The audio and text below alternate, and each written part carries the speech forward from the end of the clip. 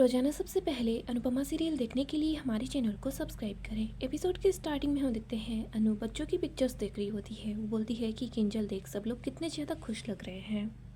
तभी अनु को याद आता है जब अंश घर से निकला था तो उसके पैर से गलती से मेहंदी गिर गई थी। अनु परेशान सी हो जाती है।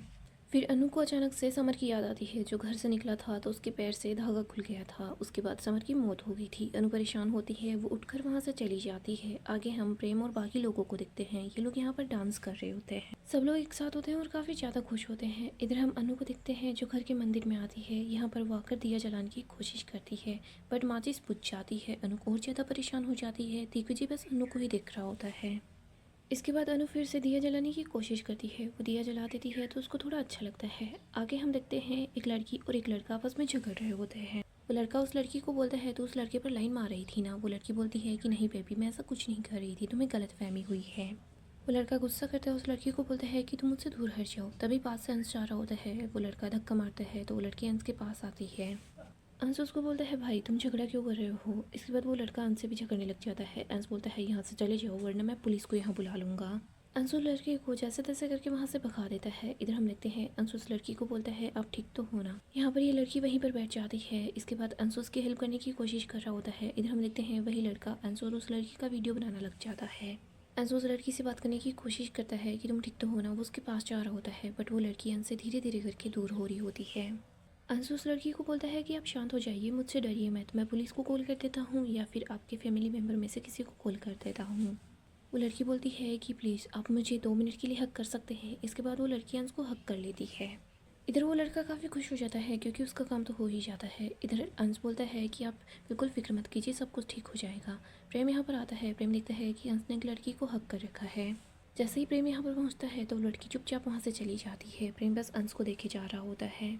अंश प्रेम को बताता है कि इस लड़की का बॉयफ्रेंड इसको मार रहा था, इस पर गुस्सा कर रहा था, वो तो यहाँ से चला गया लेकिन इस लड़की ने मुझे हक कर लिया डर के मारे।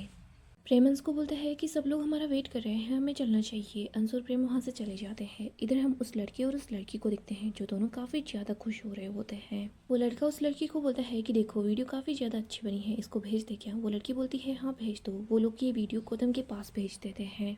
यहाँ गौतम जैसे ही इस वीडियो को देखता है तो वो काफ़ी ज़्यादा खुश हो जाता है। वो बोलता है कि अंशा तेरी शादी के लिए मैं इतना ज़्यादा खुश हूँ कि इस शादी में आतिशबाजी तो मैं करूँगा। इसके बाद वो हंसने लग जाता है। आगे हम अनु को देखते हैं जो देखती है कि दिया बुझने वाला है बट अनु हाथ से उसको बुझने से रोक लेती है। यहाँ पर दिग्विजय भी अनु की मदद करता है। अगली सुबह हम देखते हैं अनु बा और बाकी के लोग होते हैं जो लोग मेहंदी लेकर आते हैं। ये संगीत भी गा रहे होते हैं, साथ ही साथ डांस भी करते हैं।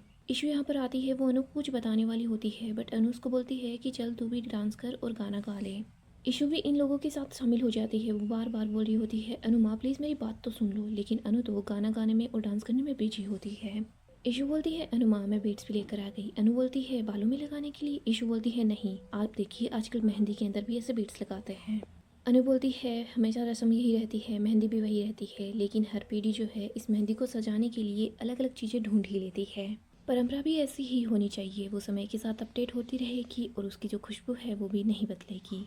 किंजल बोलती है कितने समय बाद हमारे घर में नई बहू आ रही है, मुझे तो अभी से सास वाली फीलिंग्स आ रही है मम्मी। जैसे आपने मुझे जिम्मेदारियाँ दी थी ना, वैसे ही मैं भी प्रेरणा को जिम्मेदारियाँ दूंगी और मैं भी आपकी तरह अच्छी सास बनूंगी।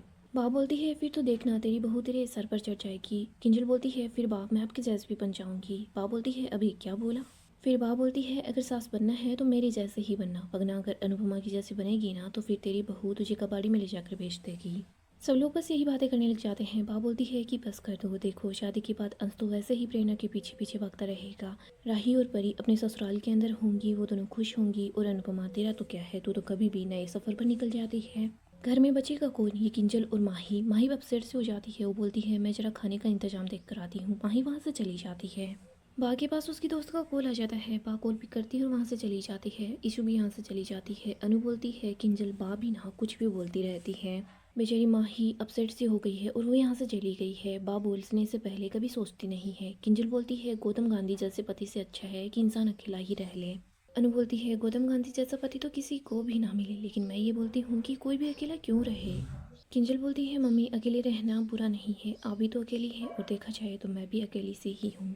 अनु बोलती है हम दोनों उम्र के अलग अलग पड़ाव में हैं। मैंने तो तुझे बोला था कि तू तो सो को छोड़ दे और मेरी बात तो अलग है, मैं तो अनुज के इंतजार में हूँ। अनु बोलती है, मैं सच कहूँ तो माही को किसी के साथ की ज़रूरत है। मैं बस भगवान जी से यही प्रे करती हूँ कि अब उसकी ज़िंदगी में कोई ऐसा इंसान आए जो उसको बस खुशियाँ ही खुशियाँ दे। जब माही दुखी हो, वो लड़खड़ाए तो उसको संभाल सके और माही की खुशी में वो भी खुश हो सके। मैं बस यही प्रार्थना करती हूँ कि माही को वो बहुत बहुत बहुत अच्छा इंसान मिल जाए। किंजल बोलती है, मम्मी ज़रूर मिलेगा। और मम्मी, आज देखो मेहंदी है, संगीत है, तो ऐसे आप इमोशनल ड्रामा मत करो, इमोशनल नहीं होना है। आज तो हम लोगों को बस खुश खुश रहना है। अनु बोलती है, आज तो मेरे लाडले की मेहंदी है, उसका संगीत है, अगर उसकी खुशी में ही मैं खुश नहीं होंगी तो मैं कब खुश होंगी। किंजल, आज ऐसा धमाल करते हैं कि सब लोग जिंदगी भर याद रखें। किंजल बोलती है, हाँ मम्मी आप सही बोल रहे हो। आगे हम देखते हैं मेहंदी का फंक्शन स्टार्ट हो जाता है। अंशु और प्रेरणा एक साथ बैठे होते हैं। अनु मेहंदी ला कर रख देती है। अनु अंशु और प्रेरणा को ये कोई ला कर देती है। वो बोलती है कि इसको सबसे पहले हथेली में लगा लेना, उसके बाद मेहंदी लगाना, फिर देखना मेहंदी का रंग बिल्कुल गहरा आएगा। प्रेरणा बोलती है, सेंटा बहन। फिर वो बोलती है, सॉरी अनुमा, मैं चाहती हूँ कि मेहंदी का पहला शगुन आप मेरी हथेली में लगाएं। अनु इमोशनल हो जाती है। वो दोनों बच्चों की नज़र उतारती है। वो बोलती है, हमेशा खुश रहो, दोनों एक साथ ऐसे ही रहो। पाकी बोलती है, मम्मी दोनों के हाथों पर ऐसे थू थू थू कर दो। बा बोलती है, आजा तेरे मुंह पर कर देती हूँ। पाकी बोलती है, वाह आप ऐसा क्यों बोल रही हो, मैं दोनों की मेहंदी है इसीलिए तो बोल रही हूँ। अनु प्रेरणा के हाथ पर मेहंदी लगा रही होती है। इधर मोटी बा बोलती है, अनुपमा जी इन दोनों को मेहंदी लगाने के बाद आप लीला बहन को मेहंदी लगाइएगा। बा बोलती है, क्यों मैं इतनी ज़्यादा सुंदर हूँ क्या। मोटी बा बोलती है, नहीं क्योंकि आप सबसे बड़ी हैं। बा बोलती है, नहीं आपसे तो 2-4 साल छोटी ही निकलूंगी। बा बोलती है, बिल्कुल भी नहीं, मैं आपसे छोटी हूँ। आपकी बर्थ डेट क्या है। मोटी बा बोलती है कि आपकी जो बर्थ डेट है ना उसके 1 साल बाद की है। सब लोग हंसने लग जाते हैं। अनु प्रेरणा को बोलती है, मेहंदी का जो रंग है ये थोड़े दिनों बाद फीका पड़ जाता है और ऐसे ही प्यार का रंग होता है वो भी धीरे धीरे करके फीका पड़ जाता है। तभी इधर श्रुति बोलती है, अनुपमा तुम ऐसा क्यों बोलती हो कि तुम अनुज से आज भी प्यार करती हो। अनु बोलती है, वक्त प्यार के रंग को हल्का करे, उससे पहले ही दिल प्यार के रंग को और भी ज़्यादा गहरा कर देता है। अनु बोलती है, प्यार कोई मंजिल नहीं है जो ये समझे कि हाँ हम अपनी मंजिल तक पहुँच गए हैं। प्यार तो एक रास्ता है जिस पर रोज़ रोज़ चलना पड़ता है, रोज़ रोज़ कोशिश करनी पड़ती है, आगे बढ़ना पड़ता है। आजकल तो वो शादी का रूल है ना, 7-7-7। अंशु और प्रेरणा बस एक दूसरे को ही देखने लग जाते हैं। अनु बोलती है कि तुम लोग कैसे जेंजी हो, तुम लोगों को नहीं पता लेकिन मुझे पता है। अंश बोलता है, बताओ ना अनुमा कैसा रूल है। अनु बोलती है, एक शाम सिर्फ पति पत्नी के नाम होनी चाहिए, इसके बाद हफ्तों में 7 दिन में से पूरा का पूरा एक दिन पति पत्नी को एक साथ बिताना चाहिए। चाहे तुम लोग लॉन्ग ड्राइव पर निकल जाओ या फिर किसी भी चीज़ के लिए निकल जाओ, लेकिन पूरे दिन में सिर्फ तुम दोनों ही साथ होने चाहिए। इधर हम देखते हैं प्रेम भी अनु की बातों को बड़े गौर से सुन रहा होता है। और जो लास्ट वाला 7 है उसका मतलब ये है कि पति पत्नी को हर 7 महीने में एक लंबी सी छुट्टी पर चले जाना चाहिए। और ये जो 7-7-7 जो रूल है इसके लिए बिल्कुल भी कॉम्प्रोमाइज़ नहीं करना, पति पत्नी को इसको याद रखना चाहिए। वक्त तो रिश्तों को पुराना करना जानता है लेकिन रिश्तों को नया रखना तो हमारी जिम्मेदारी है। इधर हम देखते हैं प्रेम और राही एक दूसरे का हाथ पकड़ लेते हैं। इधर इशू बस पंकु की तरफ देखे जा रही होती है। बा बोलती है, वाह कितना अच्छा बोला है उन्होंने, एक काम करो बच्चों डायरी में नोट कर लो। तभी यहाँ पर हम श्रुति को देखते हैं जो प्रेम के पास आती है उससे बात करने के लिए। श्रुति बोलती है, मुझे डायरी से याद आया, इन लोगों को यहाँ पर ऐसे देखकर लग रहा है कि इनको पता भी नहीं है इनकी डायरी चोरी हो गई है, या हो सकता है इनको लगा होगा कि इन्होंने उस डायरी को यहीं कहीं रख दिया होगा। प्रेम बोलता है, श्रुति जी मुझे इस डायरी के बारे में और बात नहीं करनी। श्रुति बोलती है, क्यों नहीं करनी, तुम्हें ऐसा लगता है क्या कि तुमने डायरी चुरा कर गलत किया है। प्रेम बोलता है, सही गलत का मुझे नहीं पता लेकिन मैंने ये सोच लिया है कि वैसी हरकत मैं फिर से दोबारा नहीं करूँगा। श्रुति कहती है, प्रेम तुम अभी ये बातें कर रहे हो लेकिन जब बात जीत और हार की आ जाती है ना तो कुछ भी दिखाई नहीं देता सामने क्या है क्या नहीं। सामने वाले को उस टाइम पर सिर्फ जीत दिखाई देती है और कुछ भी नहीं, चाहे इसके लिए उसके अपनी ज़मीर को ही क्यों ना नीचे गिराना पड़े। आगे हम देखते हैं मोहल्ले की कुछ औरतें वहाँ पर पहुँच जाती है। बा बोलती है कि आ गई हैं फ्री का समोसा ठूसने के लिए, खाना खाने के लिए। वो बोलती है, जय श्री कृष्णा लीला बहन, हम आपकी खुशियों में शामिल होने के लिए आए हैं। क्या है ना, मैं अंश की पहली शादी में नहीं आ पाई थी तो फिर मेरे बच्चों ने बोला था कि दूसरी में चली जाना, क्योंकि वैसे भी इनके यहाँ पर 1-2 शादी तो होती ही रहती है। अनु जैसे ही बात सुनती है तो उसको बिल्कुल अच्छा नहीं लगता। इधर अंश को भी गुस्सा आता है। बा बोलती है, अगर तुम लोगों को यही बातें करनी है ना तो अपने अपने घर चले जाओ। दूसरी औरत बोलती है कि अरे नहीं नहीं, ये तो बस ऐसे ही बोल रही थी, इसको तो ऐसी बातें करने की आदत ही हो गई है। बा बोलती है, चलो बैठ जाओ।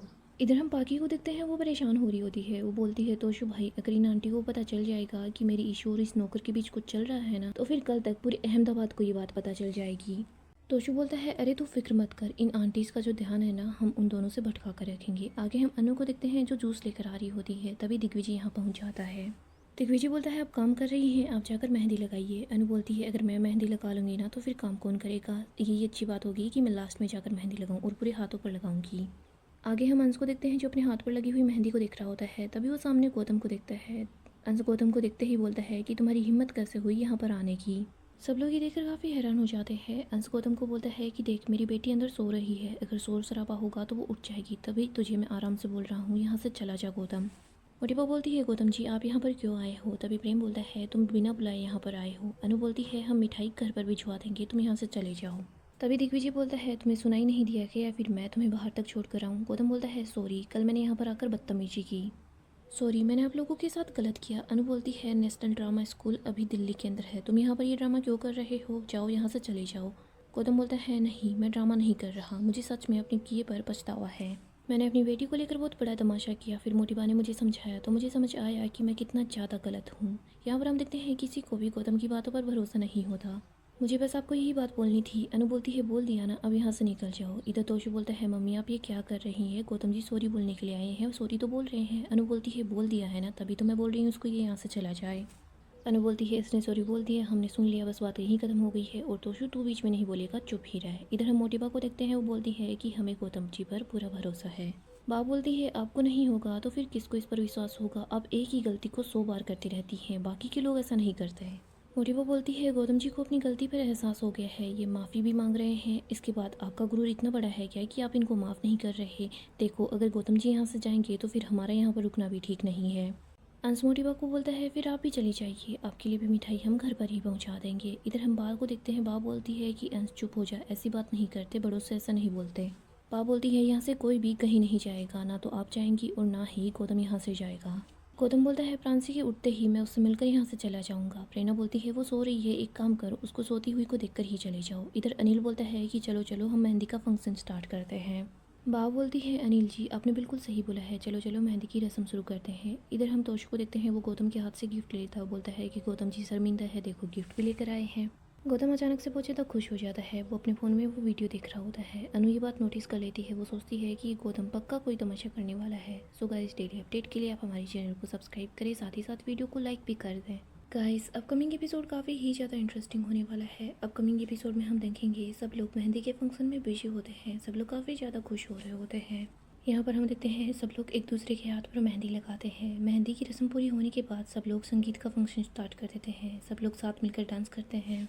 गौतम भी यहीं पर होता है, वो काफ़ी ज़्यादा खुश हो रहा होता है। वो सोचता है कि बस अब देखते जाओ अंश, तुम्हारे साथ क्या होता है, तुमने तो सोचा भी नहीं होगा, तुमने ये सब कुछ करके मुझसे गलत पंगा ले लिया है, लेकिन मैं तुम्हें नहीं छोड़ने वाला। यहाँ पर हम देखते हैं अनु को तो पहले ही गौतम पर डाउट हो जाता है। वो सोच रही होती है कि ये गौतम गांधी कुछ न कुछ तो करने वाला है, वह ऐसे ही शांत नहीं बैठने वाला। अनु अंश और प्रेरणा दोनों के लिए बहुत ज़्यादा परेशान हो जाती है। वो सोचती है कि मुझे ही कुछ करना होगा। यहाँ पर हम देखते हैं सब लोग डांस कर रहे होते हैं, तभी यहाँ पर पुलिस पहुँच जाती है। पुलिस को यहाँ देखकर सब लोग काफ़ी ज़्यादा हैरान हो जाते हैं। इंस्पेक्टर बोलता है कि अंश कौन है? अंश बताता है कि मैं हूँ। तभी यहाँ पर दिग्विजय बोलता है कि अंश ने क्या कर दिया है, आप यहाँ पर क्यों आए हो? यहाँ पर इंस्पेक्टर बोलता है कि एक लड़की ने इसके खिलाफ केस करवाया है, मोलेस्टेशन का। ये सुनकर सब लोग काफ़ी ज़्यादा हैरान हो जाते हैं। दिग्विजय बोलता है किसने करवाया केस? तभी यहाँ पर वो लड़की भी होती है, वो गौतम को देखकर स्माइल कर रही होती है। सो दोस्तों, नेक्स्ट एपिसोड में हम देखेंगे पुलिस अंश को गिरफ्तार करके ले जाएगी। सो अपडेट के लिए आप हमारे चैनल को सब्सक्राइब करें, साथ ही साथ वीडियो को लाइक भी कर दें।